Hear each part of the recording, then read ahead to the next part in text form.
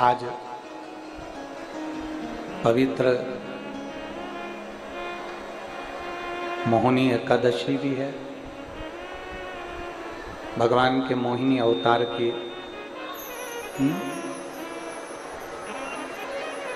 बाहर की आवाज़ें खोलिए, बाहर की। पवित्र मोहिनी एकादशी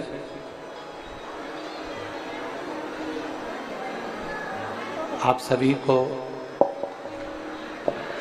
आज भगवान की इस पवित्र मोहिनी एकादशी की बहुत बहुत बधाई।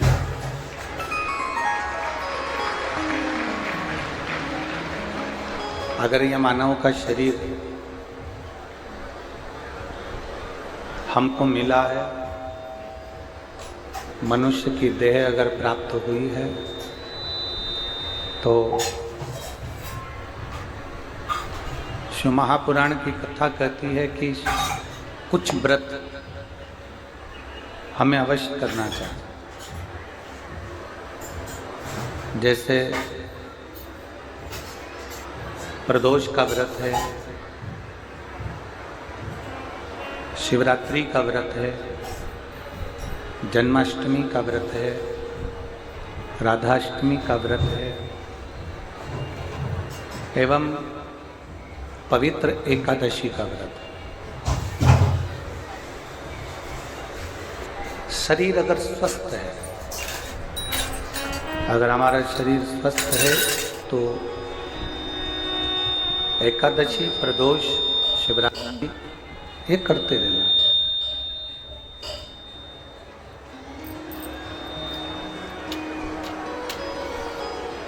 शिव महापुराण जो 24,000 श्लोकों का एक बहुत बड़ा समुद्र है।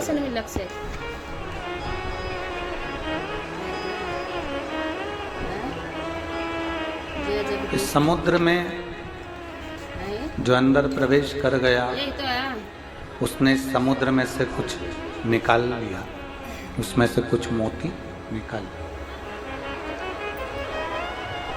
आप देखिएगा,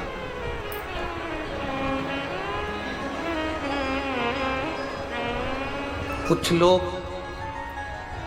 समुद्र के किनारे किनारे चलते हैं और समुद्र की लहरों का आनंद लेते हैं।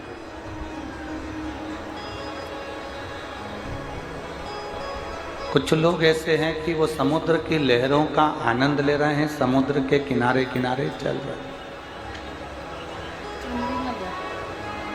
और कुछ ऐसे होते हैं जो समुद्र के जल में किनारे पर ही उस समुद्र की लहरों में स्नान करते रहते हैं।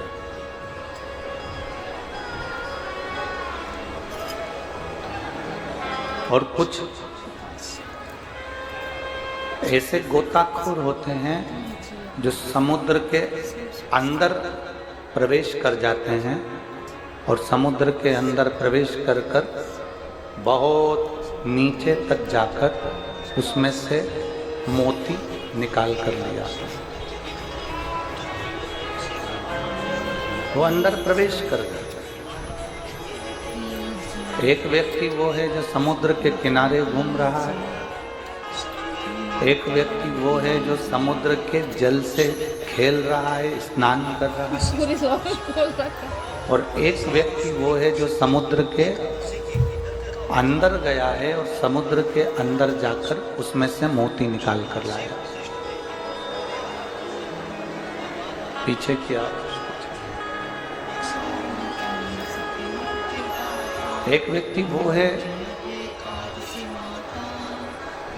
जो समुद्र के अंदर प्रवेश कर गया, समुद्र के अंदर चले गया और उसमें से मोती निकाल कर लिया। अब इन तीनों में श्रेष्ठ कौन सा?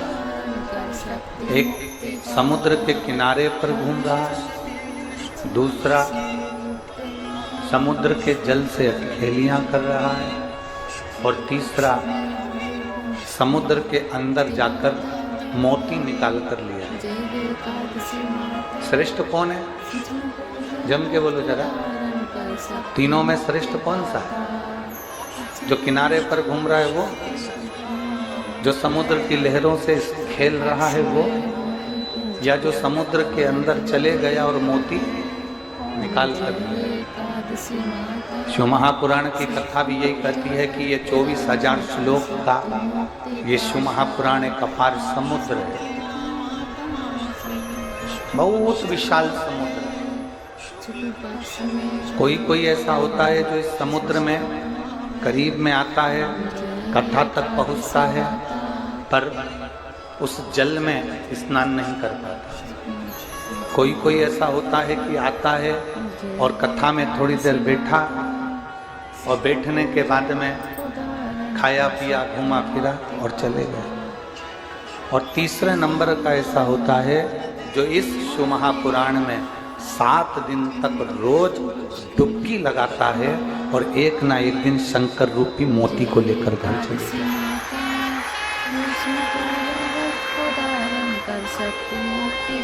शिव रूपी मोती उसको मिल गया, शंकर रूपी मोती उसको प्राप्त हो। और जब शिव नाम का मोती, भगवान के नाम का जब मोती हमें प्राप्त हो जाता है, फिर हम भटकते नहीं। फिर जो चतुर होता है ना, उसको मालूम है कि एक बार मैं नीचे गया था और मुझे मोती मिल गया, मैं दूसरी बार फिर जाऊंगा तो मुझे मोती मिलेगा ही। उसी तरह इस पंडाल में कई माताएं, कई भाई ऐसे बैठे हुए हैं, कई बेटियां ऐसी बैठी हैं, कई माताएं ऐसी बैठी हैं जो एक बार पंडाल में नहीं गई, कम से कम 4-5 बार पंडाल में जाकर शंकर के नाम का मोती निकाल कर लेकर आए। शिव नाम का मोती हमें प्राप्त हो। और जब एक बार भगवान की शिव भक्ति का, एक बार भगवान की शिव नाम का अविरल मोती हमारी झोली में आ जाए ना, तो फिर हमें कहीं भटकना नहीं पड़ता, फिर हमें कहीं जाना नहीं पड़ता, फिर हमें कहीं भटकना नहीं पड़ता।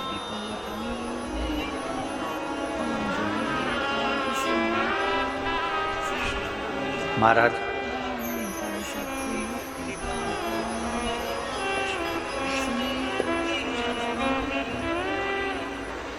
एक बात किसी ने बहुत अच्छी कही है कि चतुराई चौपट करे, चतुराई चौपट करे, ज्ञानी गोते खाए, भोले भाले भक्त को नारायण मिल जाए। शिव महापुराण की कथा कहती है तुम ज्यादा चतुर बनकर रहोगे तो दुनिया की ठोकर खाते रहोगे, तुम ज्यादा चतुर बनकर रहोगे तो दुनिया तुम्हें पूछने वाली नहीं है। ज्यादा चतुर बनने वाले को दुनिया दूर हट जाती है। तुम ज्यादा ज्ञानी बनोगे, मैं बहुत ज्ञानी हूँ, मेरे पास सारे शास्त्रों का ज्ञान है, मेरे पास सारे वेदों का ज्ञान है, मैं ये जानता हूँ, मैं 10 तरह की भाषा जानता हूँ, मैं 5 तरह का व्यवहार जानता हूँ, मैं ये जानता, मैं वो जानता, सब कुछ तुम जानते हो, सब। तुम ज़्यादा ज्ञानी बनोगे तो जगत में केवल गोते खाते रह जाओगे, कभी यहाँ गिरोगे, कभी वहाँ गिरोगे, कभी इससे भिड़ोगे, कभी उससे भिड़ोगे, कभी इनसे मिलोगे, कभी उनसे मिलोगे कि हम ज्ञानी हैं, हम जगत में गोते खाते हैं। शिव महापुराण की कथा कहती है चतुराई चौपट करे, ज्ञानी गोते खाए, और भोले भाले भक्त को मेरा नारायण मिल जाए। मेरे नारायण को पाने के लिए, मेरे राम को पाने के लिए, मेरे कृष्ण को पाने के लिए, मेरे शिव को पाने के लिए, मेरे ओघड़दानी को पाने के लिए, मेरे शंकर को पाने के लिए तुम्हें न चतुर बनना है, न तुम्हें ज्ञानी बनना है। शंकर को पाने के लिए तो केवल निर्मल मन सो मोहि पावा, और मोहि छल छिद्र कपट ना पावा। मुझे भगवान की अविरल भक्ति प्राप्त कर।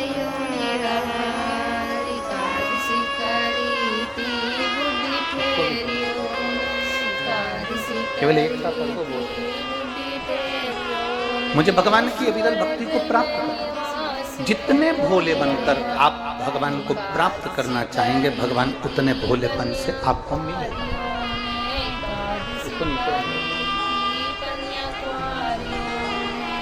जितने भोलेपन से आप भगवान को प्राप्त करोगे, उतना भगवान आपको मिलेगा, उतना करीब। कोई कह दे तुम तो अज्ञानी हो, तुम पढ़े लिखे नहीं हो, तुम ढोर हो, तुम प्रसन्न हो जाओ।